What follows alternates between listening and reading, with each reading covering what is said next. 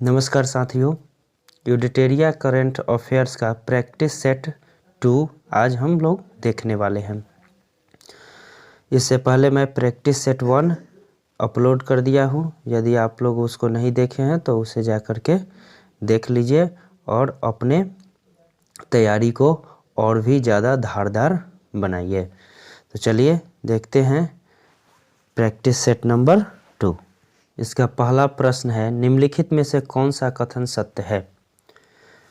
तो कह रहा है कि भारत के दूसरे chief of defence staff CDS के रूप में अनिल चौहान को नियुक्त किया गया है। ये भी सही है। भारत के 16वें अटॉर्नी जनरल के रूप में R वेंकट रमनी को नियुक्त किया गया है। आपका ये भी सही है, इसलिए उत्तर हो जाएगा 1 और 2 दोनों सही है, C। अगला प्रश्न है, भारतीय पुरातत्व सर्वेक्षण ASI ने विश्व की सबसे बड़ी वाराह मूर्ति की खोज किस टाइगर रिजर्व में की है। तो इसका उत्तर होगा बांधवगढ़ टाइगर रिजर्व में वाराह मूर्ति की खोज की है। ये आपका आंसर हो जाएगा। और दोस्तों याद रखिएगा, पक्के टाइगर रिजर्व जो है वह आपको अरुणाचल प्रदेश में है और वाराहगढ़ टाइगर रिजर्व जो है वह आपको मध्य प्रदेश में है। यह जो है मध्य प्रदेश में है, मध्य प्रदेश, और यह जो है पक्के टाइगर रिजर्व अरुणाचल प्रदेश में है। और मानस और काजीरंगा अभयारण्य जो है वह दोनों असम में है। अगला प्रश्न है 3, हाल ही में किस केंद्रीय मंत्रालय के द्वारा कचरे से खिलौने बनाने की अनूठी प्रतियोगिता स्वच्छ टॉय कैथॉन शुरू की गई है। तो इसका उत्तर होगा आवास और शहरी मंत्रालय के द्वारा। अगला प्रश्न है, हाल ही में किस देश में विश्व की सबसे कम प्रजनन दर 0.81 दर्ज किया गया है। तो सबसे कम प्रजनन दर दक्षिण कोरिया में दर्ज किया गया है। अगला प्रश्न होगा, हाल ही में किस अभिनेत्री को वर्ष 2020 के लिए 52वां दादा साहब फाल्के पुरस्कार प्रदान करने की घोषणा की गई है। तो वो है आशा पारेख को दादा साहब फाल्के पुरस्कार प्रदान करने की घोषणा की गई है। अगला प्रश्न है, हाल ही में किस राज्य सरकार ने स्थानीय भाषा और संस्कृति को संरक्षित करने के उद्देश्य से राज्य में बोली जाने वाली स्थानीय बोलियां सुरजापुरी और बज्जिका को बढ़ावा देने के लिए 2 नई अकादमी स्थापित करने का फैसला किया है। तो वो होगा दोस्तों बिहार। बिहार ने जो है सुरजापुरी और बज्जिका को बढ़ावा देने के लिए अकादमी स्थापित करने का फैसला किया है। आपका उत्तर होगा A। अगला प्रश्न है, प्रधानमंत्री नरेंद्र मोदी द्वारा सुर साम्राज्ञी भारत रत्न लता मंगेशकर की 93वीं जयंती पर उसके नाम पर विकसित लता चौक का उद्घाटन कहाँ किया है। यह जो है अयोध्या में किया गया है। अयोध्या में जो है सुर साम्राज्ञी लता मंगेशकर की 93वीं जयंती पर उसके नाम पर विकसित लता चौक का उद्घाटन किया गया है। अगला प्रश्न है 8 नंबर, हाल ही में विश्व बौद्धिक संपदा संगठन WIPO द्वारा जारी वैश्विक नवाचार सूचकांक 2022 में भारत की रैंक क्या है। तो वैश्विक नवाचार सूचकांक में भारत का जो रैंक है वह 40वां है। और पहला रैंक याद रखिएगा, पहला रैंक जो है रैंक 1 जो है वह स्विट्जरलैंड का है, स्विट्जरलैंड। अगला प्रश्न है प्रश्न 9, किस राज्य का पुल्लमपाड़ा ग्राम पंचायत देश का पूर्ण डिजिटल साक्षरता वाला ग्राम पंचायत बन गया है? तो डिजिटल साक्षरता वाला ग्राम पंचायत पुल्लमपाड़ा वह केरल का बन गया है। आंसर होगा डी। अगला प्रश्न है भारत के किस राज्य ने दुनिया का सबसे बड़ा जंगल सफारी पार्क स्थापित करने की घोषणा की है? तो यह जो है हरियाणा ने की है। आंसर होगा डी। अगला प्रश्न है अंतर्राष्ट्रीय अंतरिक्ष स्टेशन का कार्यभार संभालने वाली पहली यूरोपीय महिला कौन बनी है? अंतर्राष्ट्रीय अंतरिक्ष स्टेशन का कार्यभार संभालने वाली पहली यूरोपीय महिला कौन बनी है? तो इसका आंसर होगा सामंथा क्रिस्टोफोरेटी, यह जो है बनी है। अगला प्रश्न है हाल ही में भारतीय मूल की ब्रिटेन की गृह मंत्री को पहली बार महारानी एलिजाबेथ द्वितीय वुमन ऑफ द ईयर पुरस्कार से सम्मानित किया गया है? तो दोस्तों वो है सुएला ब्रेवरमैन, सुएला ब्रेवरमैन। आपका उत्तर होगा ए। अगला प्रश्न है भारत में सोलर फार्म स्थापित करने वाली पहली ई कॉमर्स कंपनी कौन बन गई है? तो सोलर फार्म स्थापित करने वाली पहली ई कॉमर्स कंपनी जो है वह अमेज़न बन गई है। आपका उत्तर होगा डी। अगला प्रश्न है किस राज्य की विधानसभा ने अंतर्राष्ट्रीय बौद्ध विश्वविद्यालय की स्थापना के लिए एक विधेयक पारित किया है? तो उसका उत्तर होगा त्रिपुरा की विधानसभा ने बौद्ध विश्वविद्यालय की स्थापना के लिए विधेयक पारित किया है। अगला प्रश्न है महिलाओं की सुरक्षा और सशक्तिकरण के लिए हमार बेटी हमार मान अभियान किस राज्य के द्वारा शुरू किया गया है?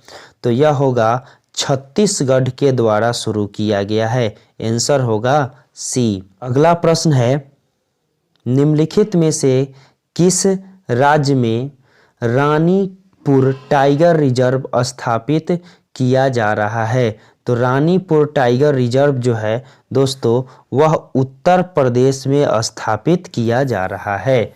उत्तर होगा सी।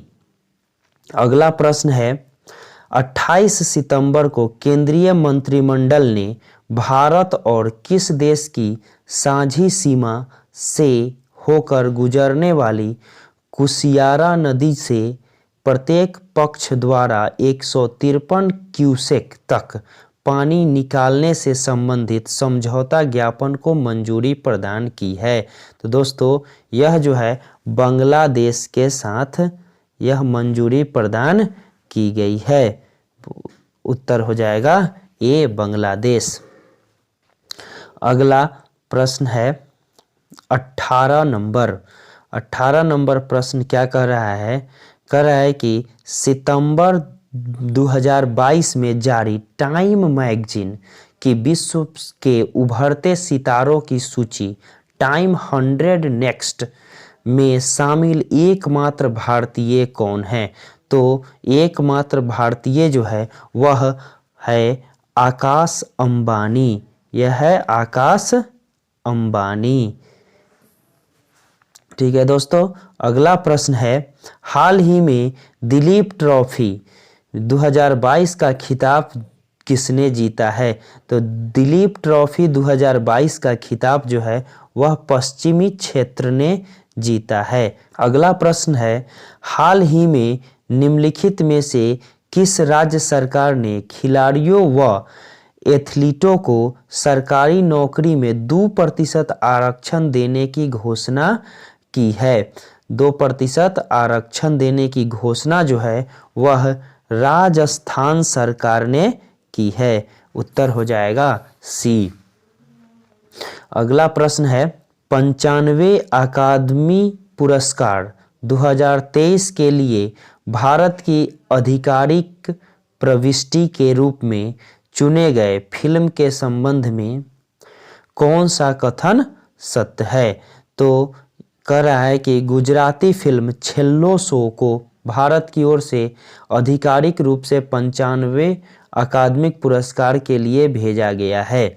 इस फिल्म का अंग्रेजी शीर्षक लास्ट फिल्म शो है। इस फिल्म के निर्देशक पान नलीन हैं। तो दोस्तों ये सभी जो है सही है, इसलिए आंसर आपका डी हो जाएगा।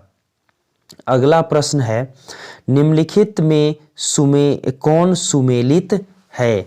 कह रहा है कि स्पर्श पहल जो है वह रक्षा मंत्रालय के द्वारा ही शुरू किया गया है, ये भी सही है। स्केल ऐप जो है कौशल विकास मंत्रालय के द्वारा जारी किया गया है। जल दूत ऐप जो है वह ग्रामीण विकास मंत्रालय के द्वारा ही जारी किया गया है, इसलिए सभी उपयुक्त सभी जो है सही है। आपका उत्तर हो जाएगा डी।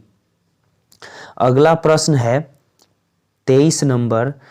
कह रहा है कि केंद्रीय जांच ब्यूरो द्वारा बाल यौन शोषण सामग्री को ऑनलाइन प्रसारित करने और साझा करने के खिलाफ एक अखिल भारतीय अभियान डैश चलाया गया है। तो इसके लिए जो है अभियान चलाया गया है वह है ऑपरेशन मेघचक्र। ऑपरेशन मेघचक्र आपका आंसर हो जाएगा बी। और एक चीज और याद रखिएगा कि ऑपरेशन नन्हे फरिश्ते जो है वह रेलवे सुरक्षा बल के द्वारा चलाया गया है, जिसमें 1000 बच्चों को की तस्करी से बचाया गया है। चलिए अगला प्रश्न है 24 नंबर।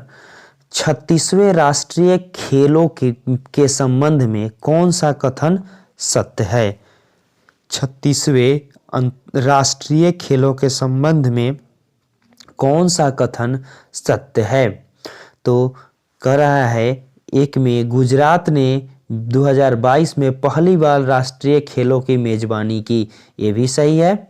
गुजरात में ही राष्ट्रीय खेल का आयोजन किया गया है। गोवा राष्ट्रीय खेलों के 37वें संस्करण की मेजबानी करेगा, ये भी सही है। 36वें राष्ट्रीय खेलों के लिए आधिकारिक शुभंकर जो है वह सावज है, ये भी सही है। आपका उत्तर हो जाएगा उपयुक्त सभी डी। अगला प्रश्न है हाल ही में हुए नियुक्ति में कौन सुमेलित है। हाल ही में हुए नियुक्तियों में कौन सुमेलित है। जुआओ मैनुअल गोकाल्वेस लॉरेनको वह जो है अंगोला के नए राष्ट्रपति बने हैं। दिलीप टिर्की जो है वह हॉकी इंडिया के अध्यक्ष है। और जियोर्जिया मेलोनी इटली की पहली महिला प्रधानमंत्री बनी है। जियोर्जिया मेलोनी जो है इटली की पहली महिला प्रधानमंत्री बनी है, इसलिए आपका उत्तर हो जाएगा डी, सभी सही है। अगला प्रश्न है 26। मुनोथ इंडस्ट्रीज लिमिटेड MIL द्वारा भारत का पहला लिथियम सेल निर्माण संयंत्र किस शहर में शुरू किया गया है। तो यह उत्तर हो जाएगा आपका तिरुपति, आंध्र प्रदेश में शुरू किया गया है। अगला प्रश्न है 27। इसरो ने आधिकारिक तौर पर भारत की पहली उच्च थ्रूपुट उपग्रह HTS ब्रॉडबैंड इंटरनेट सेवा शुरू करने के लिए किस कंपनी के साथ सहयोग किया है। तो यह जो है ह्यूजेस कम्युनिकेशन इंडिया लिमिटेड के साथ सहयोग किया है, ये हो जाएगा आपका उत्तर डी। चलिए अगला प्रश्न है, सर्बिया की राजधानी बेलग्रेड में आयोजित विश्व कुश्ती चैंपियनशिप 2022 में कांस्य पदक जीतकर विश्व कुश्ती चैंपियनशिप में 4 पदक, 1 रजत और 3 कांस्य जीतने वाले पहले भारतीय पहलवान कौन बने हैं? तो इसका उत्तर हो जाएगा आपको बजरंग पूनिया। बजरंग पूनिया जो है वह पहले भारतीय पहलवान बने हैं जिसने विश्व कुश्ती चैंपियनशिप 2022 में कांस्य पदक जीतकर यह मुकाम हासिल किया है। अगला प्रश्न है, उज्बेकिस्तान के समरकंद में आयोजित एससीओ शिखर सम्मेलन 2022 के दौरान किस भारतीय शहर को शंघाई सहयोग संगठन की पहली पर्यटन और सांस्कृतिक राजधानी घोषित किया गया है? तो आपका उत्तर होगा ए वाराणसी। ए वाराणसी। अगला प्रश्न है, निम्नलिखित में से किस देश की कंपनी जीन फर्म ने दुनिया में पहली बार एक जंगली आर्कटिक भेड़िया का सफलतापूर्वक क्लोन बनाया है और कंपनी ने इस क्लोन को माया नाम दिया है? तो यह जो है सो चीन ने बनाया है। आंसर हो जाएगा सी। अगला प्रश्न है, हाल ही में महारत्न का दर्जा हासिल करने वाली 12वीं कंपनी कौन बन गई है? तो महारत्न का दर्जा हासिल करने वाली 12वीं कंपनी जो है वह जो है REC लिमिटेड बन गई है। REC लिमिटेड आपका उत्तर होगा ए। और एक चीज़ और याद रखिएगा कि नवरत्न कंपनियों की संख्या जो है 14 है। महारत्न कंपनियों की संख्या 12 है, नवरत्न कंपनियों की संख्या 14 है। और एक चीज़ और याद रखिएगा, मिनी रत्न कंपनियों की संख्या जो है वह आपको 74 है। अगला प्रश्न है 32 नंबर, हाल ही में हर घर जल प्रमाणित करने साथ ही खुले में शौच मुक्त होने के कारण केंद्रीय जल शक्ति मंत्री गजेंद्र सिंह शेखावत ने निम्नलिखित में से किस राज्य या केंद्र शासित प्रदेश को भारत का पहला स्वच्छ सुजल प्रदेश घोषित किया है? तो वह जो है अंडमान निकोबार को घोषित किया गया है। आंसर हो जाएगा बी। अगला प्रश्न है, भारत का पहला 3D प्रिंटेड डाकघर किस शहर में स्थापित किया गया है? तो वह जो है बेंगलुरु में स्थापित किया गया है। अगला प्रश्न है 34 नंबर, किस राज्य की विधानसभा ने भारत के पहले वानिकी विश्वविद्यालय की स्थापना के लिए वानिकी विश्वविद्यालय अधिनियम को मंजूरी दी है? वानिकी विश्वविद्यालय अधिनियम को मंजूरी देने वाला राज्य जो है वह है तेलंगाना। आंसर हो जाएगा आपका ए। अगला प्रश्न है 35 नंबर, कह रहा है कि अंतर्राष्ट्रीय जल संघ IWA विश्व जल कांग्रेस और प्रदर्शनी 2022 का आयोजन किस शहर में किया गया जिसमें भारत में शहरी अपशिष्ट जल परिदृश्य पर एक श्वेत पत्र लॉन्च किया गया? तो वह जो है कोपेनहेगन डेनमार्क में आयोजन किया गया। अगला प्रश्न है 36 नंबर, सितंबर 2022 किस भारतीय राजनेता को फ्रांस के सर्वोच्च नागरिक पुरस्कार Chevalier de la Legion d'Honneur Knight of the Legion of Honour से सम्मानित किया गया? तो वह जो है आपको स्वाति पीरामल को किया गया। स्वाति पीरामल उत्तर हो जाएगा ए। अगला प्रश्न है, पर्यटन विकास और उन्नति पर सभी राज्यों तथा केंद्र शासित प्रदेशों के विविध नजरियों और परिप्रेक्ष्यों को जानने के उद्देश्य से किस शहर में राज्यों के पर्यटन मंत्रियों के 3 दिवसीय राष्ट्रीय सम्मेलन का आयोजन किया गया, जिसकी अध्यक्षता जी किशन रेड्डी ने की है। तो वह जो है धर्मशाला में आयोजित किया गया। उत्तर होगा आपका बी। अगला प्रश्न है, भूस्खलन एवं हिमस्खलन का पता लगाने के लिए भारतीय सेना और रक्षा भू सूचना विज्ञान और अनुसंधान प्रतिष्ठान DGRE ने संयुक्त रूप से हाल ही में भारत का पहला हिमस्खलन निगरानी रडार किस राज्य केंद्र शासित प्रदेश में स्थापित किया है? तो उत्तर हो जाएगा आपका डी, सिक्किम में स्थापित किया गया है। अगला प्रश्न है, 19 से 22 सितंबर 2022 तक तीसरा वैश्विक फिनटेक शिखर सम्मेलन किस शहर में आयोजित किया गया? तो इसका उत्तर होगा मुंबई। ए, मुंबई में आयोजित किया गया। किस संगठन के द्वारा चौथा state of the education report for India 2022 artificial intelligence in education report प्रकाशित किया गया? तो यह जो है यूनेस्को के द्वारा प्रकाशित किया गया। आंसर होगा डी। अगला प्रश्न है, 24 से 26 फरवरी 2023 के मध्य बायो एशिया का 20वां संस्करण का आयोजन भारत के किस शहर में किया जाएगा? तो इसका उत्तर होगा हैदराबाद में किया जाएगा।